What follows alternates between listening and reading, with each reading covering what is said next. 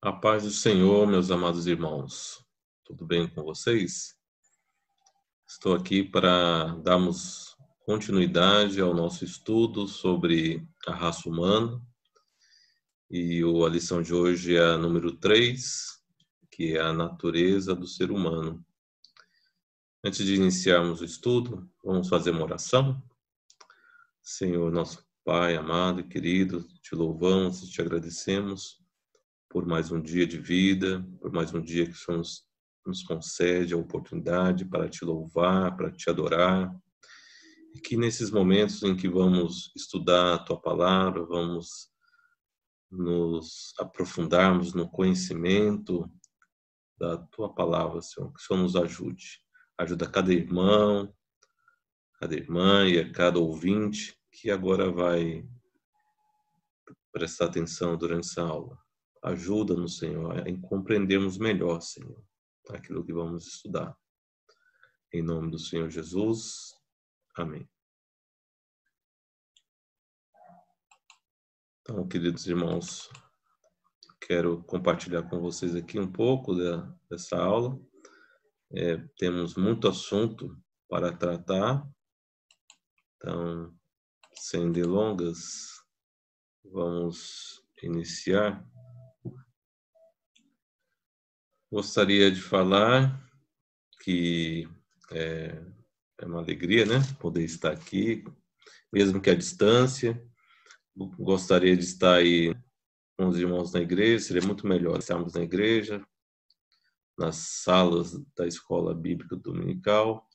Porém, enquanto isso ainda não é possível, a gente precisa dar continuidade a essa missão que é estudar a palavra de Deus. Então, os irmãos não fiquem desanimados, continuem participando das aulas, incentivem quem tem filhos, incentive os seus filhos a participarem também das aulas das classes infantis, dos teens, megateens, jovens. Tá bom? Então, a natureza do ser humano é a lição que vamos tratar hoje. E o ser humano é um ser complexo, que foi dotado de capacidades intelectuais, fazer escolhas, ser dotado de vontades. E é o que nós vamos estudar um pouco aqui hoje. Então, a leitura bíblica se encontra em 3 passagens aqui. Nós vamos ler. Gênesis capítulo 1, versículos 26 a 27. E disse Deus: façamos o homem à nossa imagem, conforme a nossa semelhança, e domine sobre os peixes do mar, e sobre as aves dos céus, e sobre o gado, e sobre toda a terra, e sobre todo réptil que se move sobre a terra. Gênesis capítulo 2, versículo 7. E formou o Senhor Deus o homem do pó da terra, e soprou em seus narizes o fôlego da vida, e o homem foi feito alma vivente. Jeremias capítulo 17, versículo 9 diz assim: enganoso é o coração, mais do que todas as coisas, e perverso. Quem o conhecerá? Esses textos eu usei da versão Almeida, revista e corrigida. Então, a origem do ser humano. Então, o ser humano é uma criatura de Deus, feita à imagem e semelhança de Deus. Ou seja, quando Deus criou Adão e Eva, eles tinham a imago Dei, que era a perfeita imagem e semelhança de Deus. Isso significa compreender que a humanidade se originou não de um processo evolutivo aleatório, mas de um ato consciente e intencional de um ser pessoal, inteligente e infinito, segundo as palavras do teólogo Millard Erickson. Então, irmãos, o ser humano, na concepção cristã judaica, ele não é um produto do acaso, não é um produto de um caos cósmico, não é produto de um processo evolutivo, segundo a teoria de Darwin, mas o próprio Deus, o Criador de todas as coisas, é quem criou o homem e a mulher. A nossa semelhança de Deus. Parece que não, mas quando o ser humano foi criado, ele foi criado, a própria palavra diz, ele foi criado à imagem e semelhança de Deus. O que significa essa imagem e semelhança? O fato de ser o homem feito à imagem e semelhança de Deus significa que ele é semelhante a Deus e que nós representamos Deus aqui na Terra. É uma forma de sermos representantes de Deus aqui na Terra. Só não devemos confundir, tá? Que semelhança e imagem, segundo os originais na Bíblia, significa que esse termo trata de algo similar, não idêntico. Então, o ser humano não foi feito igualzinho a Deus, porque Deus é espírito. Deus é espírito. Deus é o ser supremo. É um ser infinito, cheio de toda a sabedoria. É o todo-poderoso, é onipotente, onipresente, pura santidade. Então, mesmo quando o homem estava no estado da inocência, ele jamais foi idêntico a Deus, mas sempre, naquele momento da criação, até antes da queda, o homem tinha essa semelhança muito intrínseca, muito particular da parte de Deus, mas nunca foi idêntico, igualzinho ao Senhor Deus. Aí existem alguns aspectos da semelhança de Deus que podemos aplicar aos seres humanos. Os seres humanos, eles possuem também aspectos morais, ou seja, dentro do homem existe a noção, né, do que é certo, do que é errado, da moralidade, e isso foi implantado pelo próprio Deus em nós.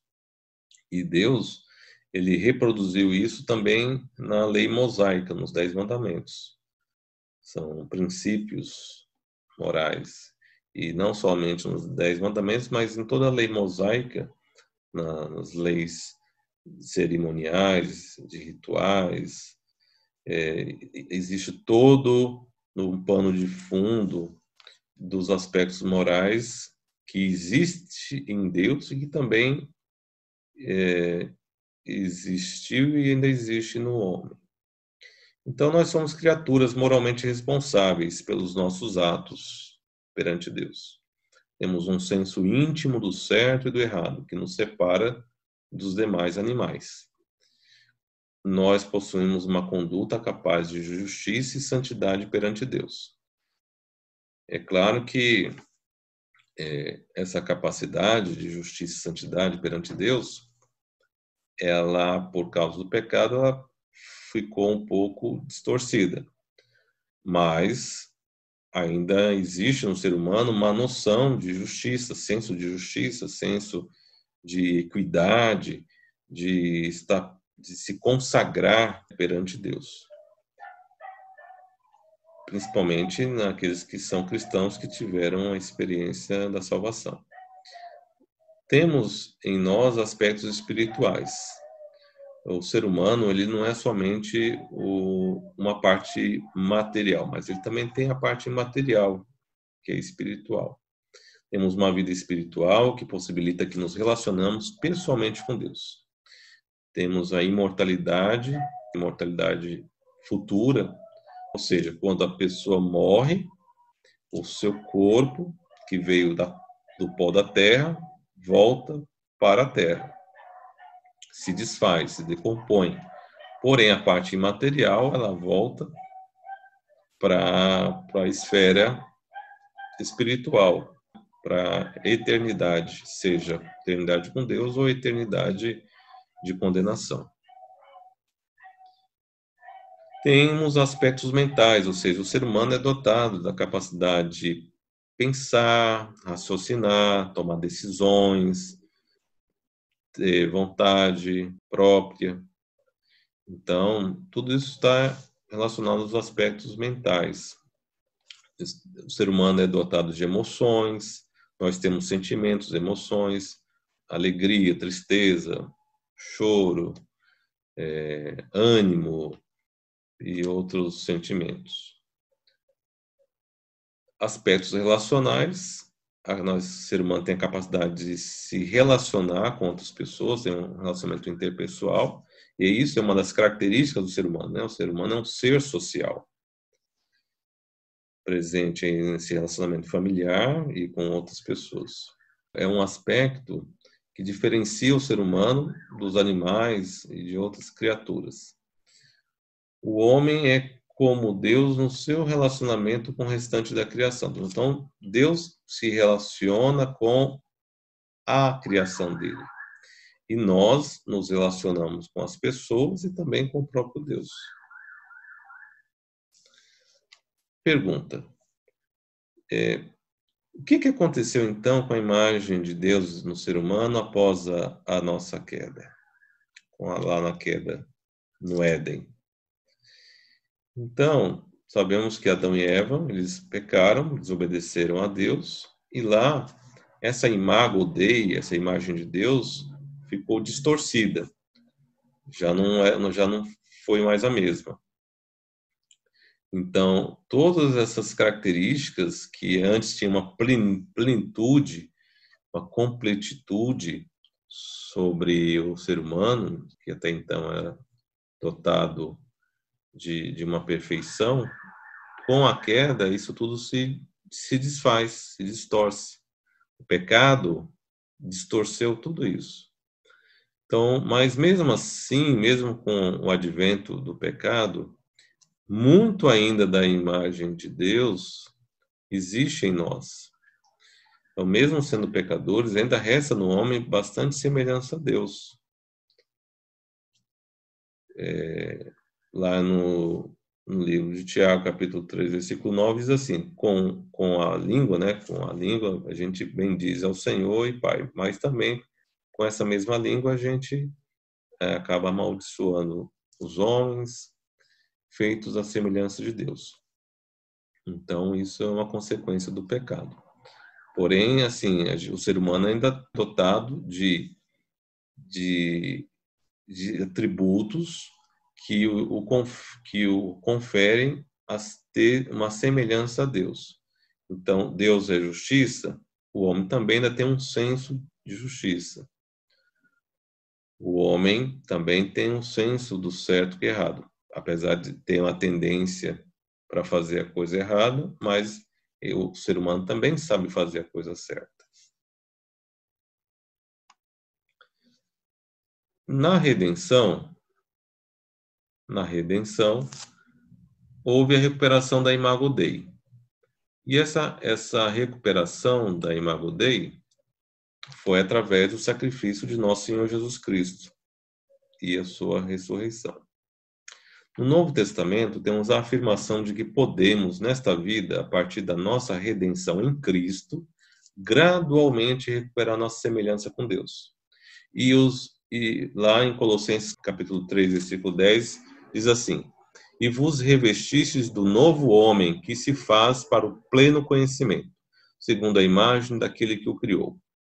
Segunda carta de Paulo aos Coríntios, capítulo 3, versículo 18, diz: e todos nós, com o rosto desvendado, contemplando como por espelho a glória do Senhor, somos transformados de glória em glória na sua própria imagem, como pelo Senhor, o Espírito. Então, nós que já aceitamos ao Senhor Jesus Cristo, diariamente o Espírito Santo vai nos transformando em pessoas melhores. O Espírito Santo vai nos aperfeiçoando, vai nos santificando. Então, isso faz parte da recuperação da imago Dei, da imagem de Deus no ser humano. A constituição da natureza humana. Esse assunto, irmãos, é muito polêmico, porque envolve algumas interpretações diferentes, e essas interpretações elas vêm desde os primeiros séculos da Igreja. Há uma divergência neste ponto entre alguns teólogos. Todos os pontos que eu vou explanar aqui com vocês, cada um deles tem embasamentos bíblicos, tem textos bíblicos que vão defender cada posição. Dentro do estudo da teologia, esse assunto sobre a constituição da natureza humana é um assunto importante para que se possa entender as outras doutrinas, como a doutrina do pecado e da salvação. Porém, o fato de vocês gostar mais do tricotomismo, ou do dicotomismo, ou do monismo, isso não vai fazer você ser uma pessoa herege, tá? Fica tranquilo, tá? Então, se você gosta da posição X ou Y, isso não trata de heresia. Então, as três concepções tradicionais acerca da constituição humana são tricotomismo, dicotomismo e monismo. E eu vou explicar cada uma delas para vocês. Tricotomismo é um aspecto que é ensinado que o ser humano é composto de três elementos. A parte material, que é o corpo físico, e a parte imaterial, invisível, que é uma parte chamada alma e a outra parte chamada espírito. Então, para os tricotomistas, a alma e espírito, apesar de serem inseparáveis, eles possuem aspectos diferentes, funções diferentes. A alma seria a sede das emoções, dos sentimentos, da vontade humana, e o espírito seria o responsável pela gente querer se aproximar de Deus, ter um relacionamento com Deus, de adorar a Deus, de buscar o Senhor. Seria a parte religiosa, né? Uma parte mais espiritual. Nos primeiros séculos da Igreja, a tricotomia foi difundida especialmente na região Oriente, por meio dos patriarcas alexandrinos, como Clemente, Irineu, Orígenes e Gregório de Nissa. Depois, essa concepção da tricotomia ela caiu em descrédito por causa de um teólogo da época chamado Apolinário, que acabou misturando tricotomia com uma outra doutrina herética. E aí, somente no século XIX, a concepção tricotomista reapareceu por meio de teólogos alemães e ingleses e voltou a ter popularidade em algumas denominações, como, por exemplo, as Assembleias de Deus. Aí os textos bíblicos que os tricotomistas usam para defender o seu argumento são esses. Primeira carta de Paulo aos Tessalonicenses, capítulo 5, versículo 23, Hebreus, capítulo 4, versículo 12, 1 Coríntios 2, 14, do versículo 3 ao versículo 4, 1 Coríntios, capítulo 14, versículo 14. A outra concepção é chamada dicotomia, aonde o ser humano é composto de dois elementos, sendo um da parte material, parte visível, que é o corpo físico, e a outra parte, a parte imaterial, que é invisível. Seria a alma ou espírito. Por que é colocada aí alma barra espírito? Porque para os dicotomistas, alma e espírito são a mesma coisa, não há diferença. Porque eles explicam que essas palavras, esses termos, eles são usados na Bíblia de forma muito sinônimas, muito parecidas, e são usadas muitas vezes de forma intercambiável. Então, para eles, alma ou espírito são a mesma coisa. A dicotomia é uma concepção que foi defendida desde os primórdios do pensamento cristão.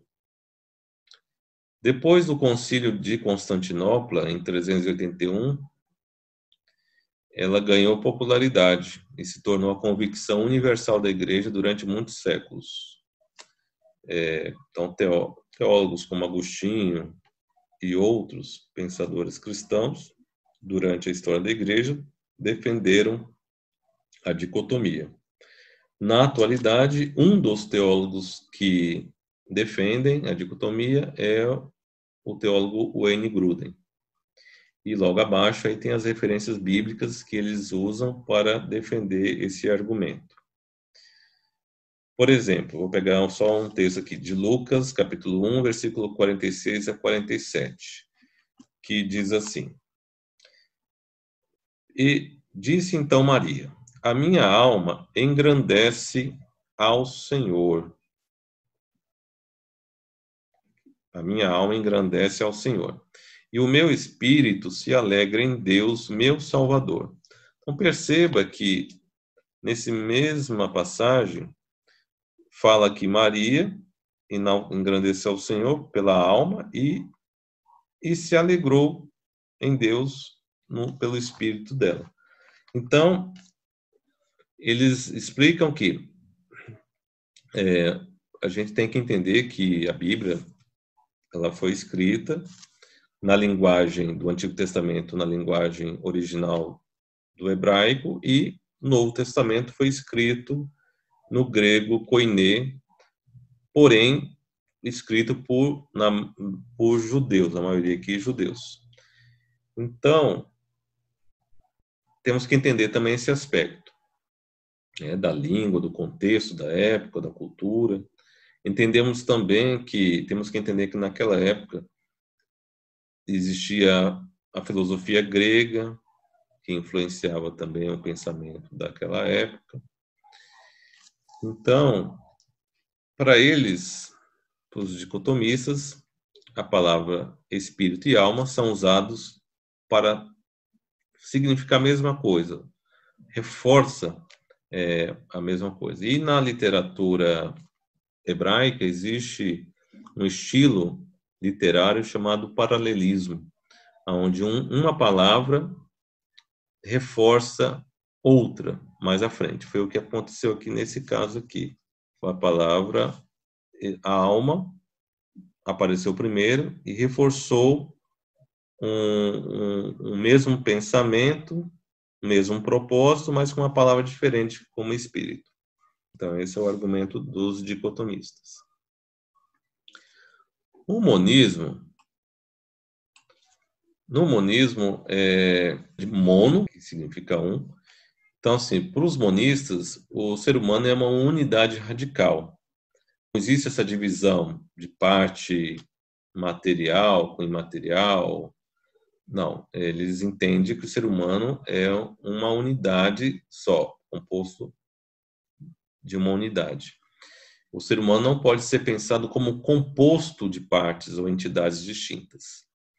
A ideia hebraica de personalidade é um corpo vivente e não uma alma encarnada. Então, eles usam esse argumento de que, no Antigo Testamento, a ideia hebraica é de que o homem é uma personalidade, um corpo vivente, tanto que no Antigo Testamento, a palavra corpo não fica muito bem definida a questão de corpo, alma e espírito. Então, eles entendem que é uma unidade só. O ser humano é uma unidade. Não tem essa distinção de ter alma e espírito fazendo parte dentro do corpo. O monismo ele surgiu como reação à doutrina liberal da imortalidade da alma. Ou seja, os teólogos liberais defendiam que não haveria uma ressurreição do corpo após a morte. O homem não pode existir à parte do corpo. Eles defendem, né, que o homem não pode existir à parte do corpo. Então, se o homem morreu, por exemplo, a pessoa morreu, então não tem eles defendem que então não existe uma existência de uma alma, de um espírito após a morte dessa pessoa, né? Não há possibilidade de existência desencarnada. Isto exclui a possibilidade de vida futura a parte da ressurreição e também do estado intermediário. Uma vez que eles não creem que depois da morte o espírito ou a alma vai sair do corpo e prosseguir com uma existência no estado intermediário, né? Então, eles não acreditam na ressurreição. Então, um dos teólogos aí que defende o monismo é o John Robson.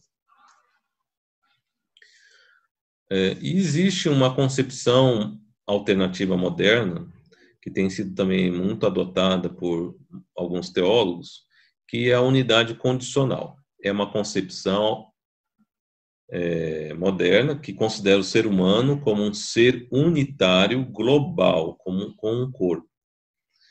Ou seja, o ser humano ele é uma unidade global, ou seja, a gente não pode ver o ser humano de forma distintas, separadas em partes, porque o ser humano é um todo. Ele tem que se ver como parte física, se preocupando com a sua saúde, com o seu corpo, mas também com as suas emoções, com o seu intelecto, com a sua mente. Então, o aspecto imaterial do homem continua a viver mesmo quando o corpo se decompõe com a morte. Então, essa é uma das diferenças entre a unidade condicional e o monismo. Porque na unidade condicional, apesar de eles acreditarem nessa unidade global, eles acreditam sim que uma vez que a pessoa morreu, o aspecto imaterial do homem vai continuar a viver no estado intermediário. Bem como o monismo enfatiza a unidade do indivíduo humano e, diferentemente do monismo, considera a possibilidade de separação do aspecto material e imaterial do ser humano no estado intermediário, considerando-o um estado de transição. Aí depois os irmãos podem pausar o vídeo e ler essas passagens aí, que está entre parênteses, que eles usam. Então, a unidade condicional, ela harmoniza o monismo com a possibilidade do estado intermediário, podendo, por esse motivo, ser também denominada de monismo contingente. Então, a unidade, essa teoria da unidade condicional também pode ser chamada de monismo contingente. Gostaria de falar agora um pouco sobre as características do corpo humano. Acho que o que eu vou falar aqui todos já sabem, mas só para reforçar a ideia aqui da lição. Então, o corpo, no hebraico, a palavra corpo é passar. E no grego, do Novo Testamento, a palavra para corpo é soma. E dá a ideia de quê? De uma parte tangível, visível e temporal do homem. O corpo é a parte que separa na morte física. Então, lá quando a gente leu em Gênesis, quando Deus criou o homem, ele criou do pó da terra. Então, ele criou Adão do pó da terra. Adão era um boneco de barro, sem vida nenhuma. E só passou a ter vida quando Deus soprou nas narinas, e aí sim, a palavra de Deus diz que aí sim ele se tornou alma vivente. A alma, preciso saber que o corpo sem a alma é inerte, né? Então, um corpo sem alma é uma carcaça, né? É um boneco sem vida. A alma é identificada no hebraico do Velho Testamento por nefesh. Desculpa que meu grego, quer dizer, meu hebraico não está ainda aperfeiçoado. Esses irmãos, se eu falei errado, os irmãos, por favor, me perdoem. E no grego do Novo Testamento é psique. Esses termos indicam a vida física e racional do homem. A alma é a sede das emoções e da vontade humana. Então, essa palavra em hebraico dá o sentido literal de respiração da vida. E aí tem as passagens na Bíblia, os irmãos depois podem, com calma, ler. O espírito, né? Então, para os dicotomistas, alma e espírito são palavras sinônimas. Mas para os tricotomistas, existe uma diferenciação.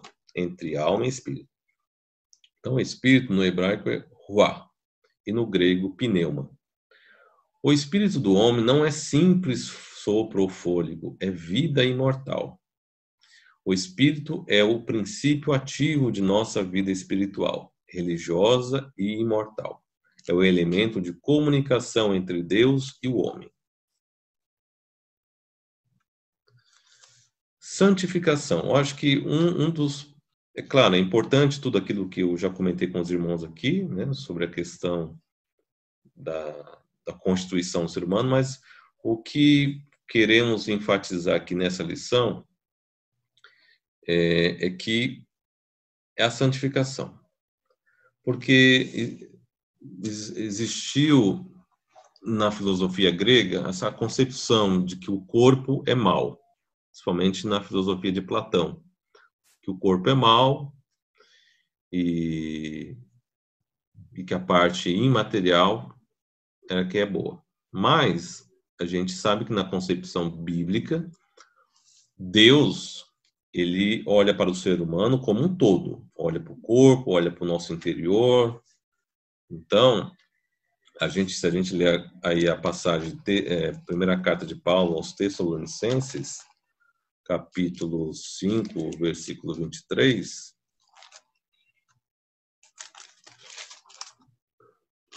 diz assim, primeira carta de Paulo aos Tessalonicenses, capítulo 5, versículo 23. E o mesmo Deus de paz vos santifique em tudo, e todo o vosso espírito e alma e corpo sejam plenamente conservados irrepreensíveis para a vinda de nosso Senhor Jesus Cristo. Ou seja, Deus olha o ser humano como um todo.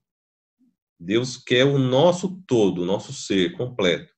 Deus não quer somente o coração, somente o corpo, ou somente a alma, não. Deus quer o nosso. A gente tem que se entregar por inteiro a Deus. E a santificação é um processo contínuo. Então, todo cristão, toda pessoa que aceitou a Jesus Cristo, ele vai passar por um processo de santificação até a vinda do nosso Senhor Jesus ou até a morte. É necessário que o cristão passe por esse processo de santificação.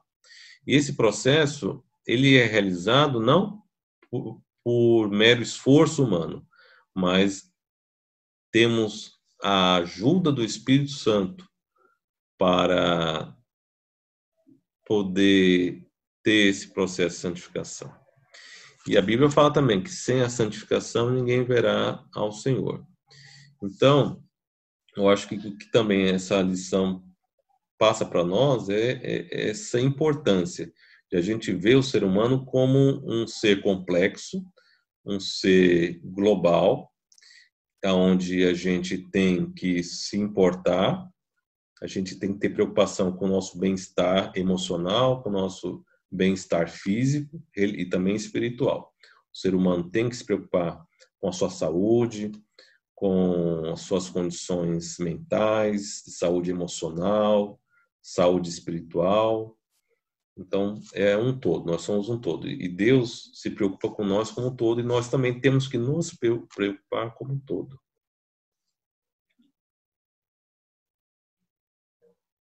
E para concluir, aqui um pensamento do teólogo Millard Erickson. Eu poderia ter usado de qualquer outro, mas esse pensamento, essa reflexão me chamou a atenção. Uma vez que somos seres unitários, nossa condição espiritual não pode ser tratada independentemente de nossa condição física e psicológica, e vice-versa.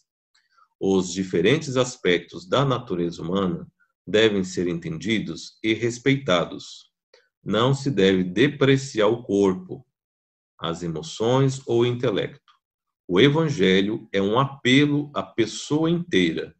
É significativo que Jesus, em sua encarnação, tornou-se plenamente humano, pois ele veio para redimir tudo o que somos.